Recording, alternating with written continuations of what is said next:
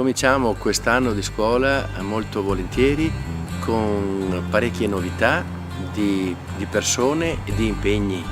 Intanto, dando uno sguardo intorno al Barbarigo, si vede un'altissima gru e delle impalcature non ancora montate del tutto, perché si cominciano in questi giorni subito i lavori di sistemazione dei tetti, e questo è un bel traguardo per salvaguardare uno spazio importante, ambienti storici vissuti da molte persone, ma anche alcuni con un certo pregio.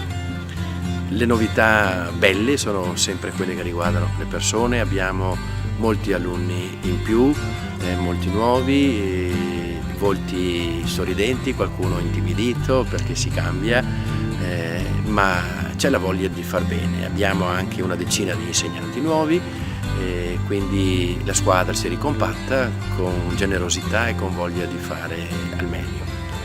L'anno nuovo comincia a buttare lo sguardo verso il centenario del Barbarigo, previsto nel 2019, essendo il Barbarigo iniziato nel 1919. Quindi in quest'anno ci sarà l'occasione di scoprire un po' la nostra storia, anche con la pubblicazione di materiali, bollettini e altro usciti nei decenni scorsi.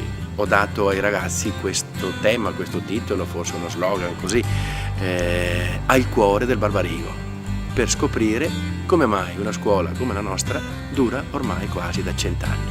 Che valori, che stile, quali persone, il perché di tutto questo. Vediamo cosa si riuscirà a scoprire insieme ai ragazzi per coinvolgerli al meglio.